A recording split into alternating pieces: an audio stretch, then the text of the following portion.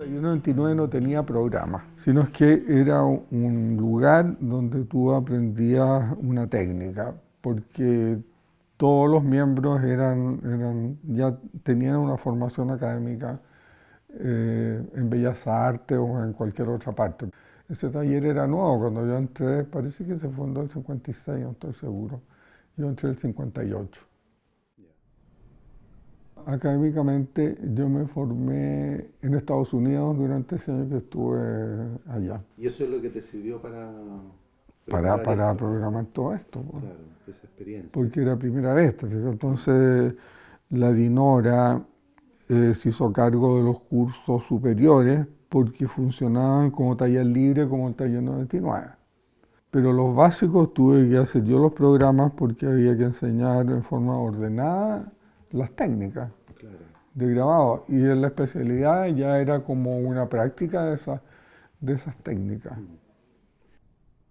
Lo que hacíamos antes como licenciatura era una mezcla híbrida de maestría con licenciatura.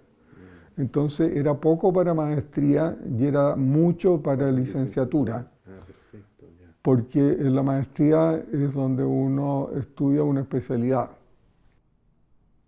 Yo dirigí la especialidad desde que empecé. O sea, el primer semestre era relieve, que era xilografía. Parece que las técnicas directas en metal eran en el básico. En el grabado 2 ya venía metal con ácido. Y después empezó litografía, pero fue más adelante. Serigrafía se hizo después también. Y yo peleé porque se creara la especialidad de fotografía. Es decir, dos que peleé para que se crearan, que fue litografía, que la empezó a hacer Pedro Millar. Pedro Millar, sí. Y fotografía, que empezó la Neni. Y yo me acuerdo que lo primero que se compró fueron unas ampliadoras. Investigación a propósito del texto de Carl Mitzer. Sí. Y el efecto que tuvo, porque en estos programas no había bibliografía. Pero uno utilizaba. No, porque eran cursos prácticos, en el fondo eran talleres. Eran talleres. Entonces la parte teórica no existía, ¿no? Claro. Y ahí fue donde yo hice algo también por mi cuenta, que fue crear el curso de historia del grabado. Exactamente. Porque nunca se habló en la historia del arte nunca se hablaba del grabado. Siempre se hablaba de la pintura y la escultura. Claro. Menos de escultura, pero la pintura era como el centro de los cursos de historia del arte. Yo empecé a encargar libros de historia del grabado para la biblioteca, por cuenta de la escuela. Y hay una biblioteca muy buena en grabado. Yo creo que es lo mejor que hay acá. Yo me compraba mis propios libros hasta que de repente subieron de precio y ahí ya paré. Y entonces tuve que empezar a encargar los libros para la escuela y que los usaba para las clases. Claro. Porque eran libros muy buenos, libros caros que había que encargarlos. Europa. Sí, y a mí me sirvieron mucho esos libros porque venía, ponte tú, Rembrandt, la obra de Rembrandt, y aparecía catalogados todos los grabados. Y cuando yo fui a Europa después, anotaba los números de los grabados y los pedía. Y los europeos quedaban con la boca abierta porque no tenían idea de que una persona de Sudamérica podía pedir grabados por su número de catálogo. Entonces me abrían las puertas y todo, que lo que quisiera. En Holanda me costó que me mostraran grabados de Hércules Seyes porque es como una excepción. Claro. Entonces ellos tienen muy poco y no los muestran, no los quieren mostrar. Y yo le dije, mire, yo vengo de muy lejos y yo necesito verlo porque es otra cosa ver el original, sobre todo un grabado metal, que está toda la textura, toda esa cosa de relieve y el color mismo. Y finalmente me lo mostraron. Así que los tuve en mis manos, los grabados de Segers, que era increíble para la época. Claro, claro. Y ese curso fue súper clave para muchas generaciones, me incluyo. Fíjate que la historia del grabado a mí me agradeció mucho Hernán Miranda, ponte tú, porque él era de la especialidad de pintura. Pero ahí conoció la obra gráfica de Dürer Mm. y hizo unas pinturas basadas en un grabado de Dürer, que es la muerte, Y el caballero, claro. sí. Sí.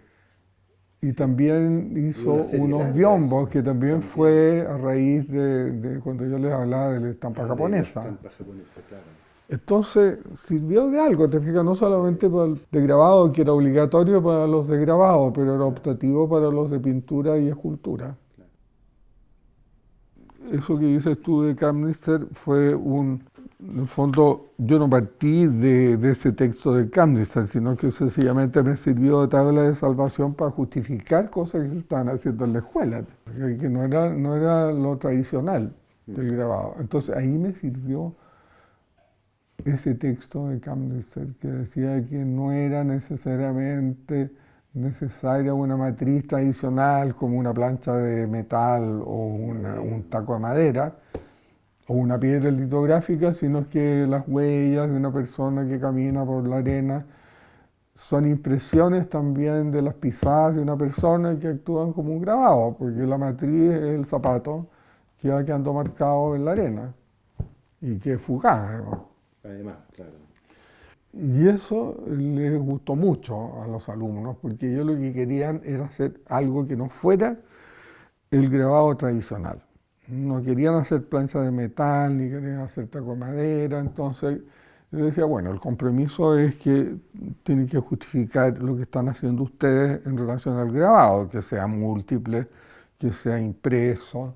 Y empezaron a hacer cosas muy interesantes y muy imaginativas.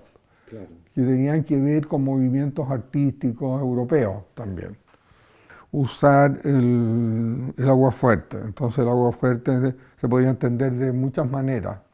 No solamente la plancha en el ácido y con incisiones obtenidas por la corrosión del ácido en las líneas, sino que ahí Cabezas hizo un trabajo que era body art en el fondo. Claro. Pero se hizo escribir con una solución bien diluida de ácido nítrico, con agua, una estrofa de un poema de Artaud en el pecho. Entonces otro le iba escribiendo aquí los versos y se le fueron marcando porque se le empezó a irritar la piel y empezó a aparecer las letras rojas. Es decir, escrita en el fondo, no era una impresión, pero... Pero usaba el ácido, él lo tomó por ese lado. Claro, el ácido que era literal, pero por otro lado, la literatura de Artaud es como el ácido, es una cosa penetrante y es muy incisiva. Y deja marca. Claro, entonces era en ese sentido también el ácido del agua fuerte. Las instalaciones que hacía Duclos también, cuando tocó hacer ground madera, que empezó a hacer acumulaciones, entonces objetos hechos en serie de madera, como cepillos para la ropa, ponte tú, muebles, como la silla en serie. Entonces fue juntando, hizo un montón, con todo tipo de cosas de madera que estaban hechas en serie. Hicieron cosas muy, muy buenas. Y después las impresiones de las cruces sobre el pasto, sobre el jardín de Soro, con una plantilla de cartón y con cal. Y todas esas cosas las hacían durante la noche porque había que preparar todo. No tenía que haber gente circulando por ahí, sino que al día siguiente temprano aparecían los trabajos en el suelo. Supe que en la dirección de la escuela había mucha preocupación por las cosas que estaban haciendo estos alumnos, porque como estábamos en plena dictadura, resulta que una niña lavó la bandera con detergente para limpiarla. Fue en el taller, porque ella empezó a lavar en el lavaplatos, empezó a lavar la bandera con detergente. La Cata Robson iba recitando unas cosas que escribió en relación a La bandera había sido mancillada, qué sé yo, entonces había que limpiarla y eso, de esto. O sea, yo tenía diapositivas de esos trabajos, porque como eran efímeros, entonces había que registrarlos mediante la fotografía. De esa manera yo me hice contacto con la fotografía para registrar los trabajos de los alumnos, y ellos mismos tenían cámaras, que eran unas cámaras súper baratas. Yo me acuerdo que compraban unas marcas Zenith, que ya eran botadas. Entonces con eso iban registrando sus trabajos, porque era lo que quedaba. Era una performance, entonces por eso te digo que empezaron a hacer cosas que en la escuela de arte no se hacían, porque no estaban programadas. Decían que los alumnos hacían lo que ellos querían, y eso no es cierto, porque los alumnos querían hacer cosas, pero yo les permitía hacerlas con el compromiso de que tuvieran que ver con lo que es el grabado. Entonces, no era tan fácil y no era hacer las cosas así de forma gratuita. Cosa, claro. Y la gente de las direcciones estaban un poco asustados porque veían que podían pasar cosas, como estaba todo prohibido, entonces no se podía usar la bandera. Si usó la bandera, no podían haber metido presos a todos, ¿te fijas? Entonces, pero yo no les decía, hagan algo con la bandera, sino No, que claro. aparecía esta niña con su trabajo. Tú no sabías lo que iban a hacer. Entonces, como era una escuela de arte, yo no le podía estar diciendo lo que había que hacer y lo que no había que hacer, pues entonces el arte, ¿qué? El arte es libre, es la libertad. Entonces, si ellos llegaban con eso, ellos eran responsables de lo que estaban haciendo. Exactamente. Bueno, entonces estaban muy asustados. Y me dieron un semestre para que yo me preocupara de mis cosas. Y en el fondo me sacaron durante el de semestre. circulación. Claro. Un tiempo.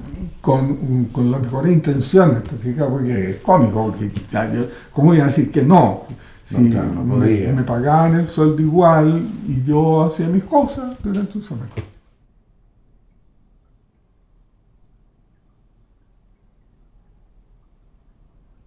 Yo no estaba asustado ni fomentaba que hicieran cosas que no se podían hacer, sino que lo que a mí me interesaba era hacerle clases a alumnos de arte y no le podía estar poniendo límites, pues. Entonces ya no era un profesor de arte, pues era un profesor de otra cosa, de economía doméstica. Claro, Ellos tenían que ser creativos y al mismo tiempo tenían que comprometerse a justificar lo que estaban haciendo dentro del concepto de lo que es un grabado. Claro. Y ahí fue gatillante el tema de este texto. Y ese texto, claro, porque yo no he sido nunca bueno para escribir, ni me interesa mucho esa parte tampoco, entonces esto ya estaba listito, y se los pasé a los alumnos y quedaron como que le hubiera pasado la Biblia. Yo conocí a Kamnitzer cuando vino a hacer una exposición aquí al Museo de Bellas Artes en una salita, que ahí habían cosas... Esto, esa exposición. Claro. Y esta niña hizo unos aguafuertes con cosas así también. Tengo un grabado de ella, de esa época, porque hicimos un intercambio. Y porque nos conocíamos de bienales, porque como el grabado era fácil de mandar, claro. Entonces yo participé en muchas bienales que en esa época el grabado estaba de alta también. Claro. Ya había muchas bienales en Europa y todo. En América también había muchas. También.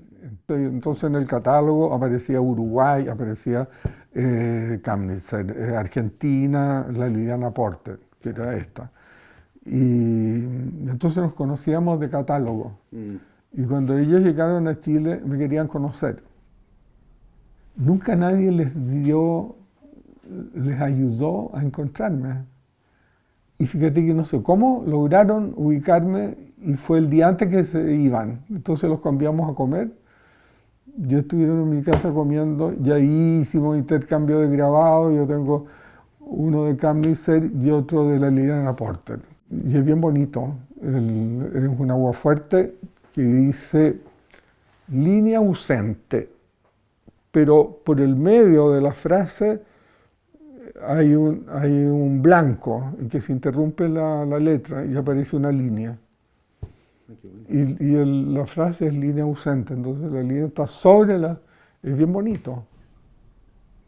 Y este catálogo, te digo, me sirvió mucho, porque ya estaba listito todo lo que había que decir acerca de esos trabajos que estaban haciendo los alumnos. Lo fotocopiaron y empezaron a circular. Claro, que ese era el logotipo del taller ese, que está en positivo y negativo. Que es una cosa del grabado también. Millado le contó a Camditzer el destino que tuvo este catálogo, que fue como una Biblia para estos alumnos, pero como te digo yo, fue como un apoyo, más bien para justificar el trabajo que estaban haciendo ellos, pero no fue a partir de esto.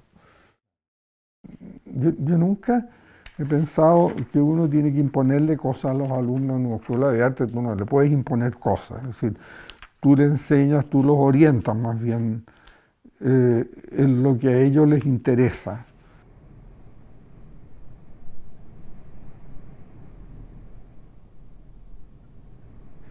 De un muchacho que fue detenido desaparecido, de Ignacio González.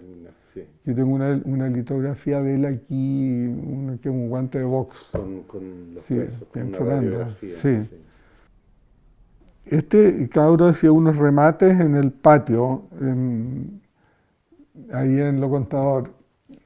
Eran unas litografías chiquitas y las remataba. Entonces yo le rematé siempre, porque eran bien buenas todas. Y tú junté una colección que deben haber sido unas 16 o 17 litos, sin tener la menor idea de que se iban a transformar en un testimonio de un trabajo que era muy talentoso él. Y que no le iba a volver a ver nunca más, porque este pobre muchacho lo detuvieron creo que el año 75, no fue inmediatamente después del golpe. Porque esos trabajos los hizo empezando a la dictadura, del año 74 o 75 por ahí. Sí. Y contaban que a Ignacio le decían el caricaturista, porque era muy buen dibujante. Yo regalé esas litografías a la escuela, a la colección de la Escuela de Arte. Porque mira, aquí pensando, tiene que estar en un lugar público donde se puedan ver y son un ejemplo de un trabajo bueno, porque sí, bueno. Yo me quedé con ese. Y son bien impresionantes, ¿eh? No, son tremendos, son bien desgarradores, es decir, uno se da cuenta. Conocí a su mamá porque apareció por la escuela un día. Me dijeron, una señora lo busca. Porque nunca le había visto bien. Y me dice, soy la mamá de Ignacio González. Se me volaron las piernas de pura impresión. Y me dice, yo tenía muchas ganas de conocerlo porque me hablaba mucho de usted. Yo no era profesor, él era de pintura. Pero como era buen dibujante, tomó clase de litografía con Pedro Millar. O sea, te digo, yo no lo tenía de alumno directo, salvo cuando fue en color. Pero como yo remataba siempre, había una cercanía y parece que hablaba mucho de usted, lo quería conocer, me dio mucha pena. Y me dice, yo quiero que usted me muestre el lugar donde él trabajaba aquí, el taller. Entonces la llevé a la parte de litografía, donde estaba la prensa, que es una prensa que fue mía en una época.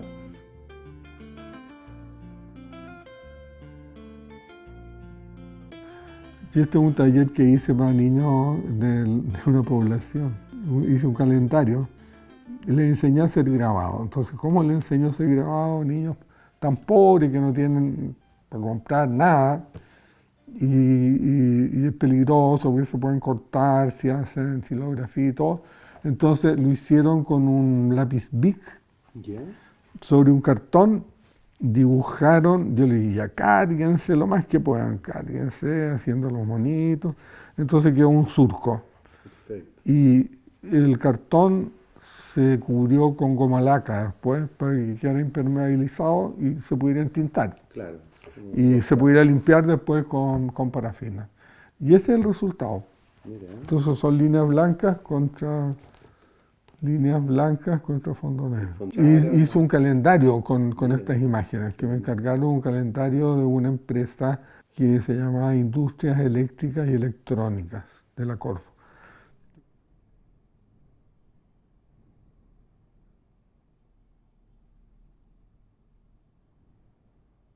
Te ha tocado ver de todo a ti por mucho tiempo, ¿no? El tema del grabado. Sí. ¿Cómo ves ahora? ¿Qué piensas tú ahora? ¿Qué pasa con el grabado? Yo encuentro que el grabado está como... está olvidado y está como que tuvo una época de oro que fue por los años 60.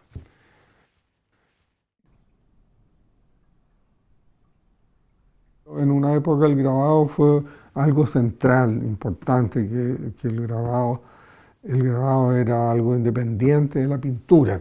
No son pintores que graban, Claro. sino que eran grabadores. Y de esa generación de grabadores está Pedro Villar, Santos Chávez, Jaime Cruz y yo, que somos grabadores, que no somos pintores grabadores, sino que somos grabadores, no nos dedicamos nada más que a eso. Claro. Pero eso no se ha vuelto a repetir. Y en el mundo yo perdí contacto también. Como dejé de hacer grabado, después yo no sé qué pasó con las bienales. Hubo bienales bien importantes de grabado como la de Ljubljana, que está en lo que era Yugoslavia antes, Claro. y la de Cracovia, de Polonia, Bien. en la cual yo participé muchas veces. Y después aquí en América está la de Puerto Rico. El último grabado lo hice el 74, que fue esa serie de serigrafías de las cabezas y las manos. Sí. Hasta ahí llegué. Grabado, después empezó la fotografía. Pero como una prolongación del grabado, si no, yo nunca me la he dado de fotógrafo. Yo no hago muchas transformaciones, yo lo que hago más bien es ajustar el color, ahora que estoy haciendo fotografías en color, haciendo un mayor ajuste de los colores Claro. con unos programas que tampoco ni siquiera uso el Photoshop, sino que un programa que se llama Foto. Y es bien sencillo, claro, que a lo mejor podría hacer cosas más complejas, pero es que yo soy una generación de antes de esta cosa, ¿no? Entonces ya me cuesta. Y todo partió del registro de los grabados de esa gente de fines de los 70. Claro. Qué fantástico no mandar a revelar Claro. y tener el resultado. Además que ahí se produce una cosa muy extraña porque ya no hay más negativo. Es decir, No activo. la matriz es una cosa que está en la nube. Esa cosa de la nube está en el aire. Claro. Es muy raro, ¿eh? Ya el concepto de matriz cambió. Puede ser de cualquier tamaño, las matrices son fijas, por un Claro. tamaño fijo. No, ahora Y esto de poder andar, achicar, es fantástico. Imagínate que hace 60 años que hago clases. sí. La cantidad Entonces de alumnos. empecé el año 59 y estamos en el 2019. Son 60. Es harto tiempo. Y ahora, claro, de lejos uno empieza a ver los grupos, se habla mucho del grupo de Mario Soro, Duclos, pero después está el grupo de los Navarros, la Mónica Van Gogh, que son así como personas que han sobresalido en forma individual, como artistas. Y después de ello, ligerito, se acabó la especialidad. Claro. Ellos fueron los últimos.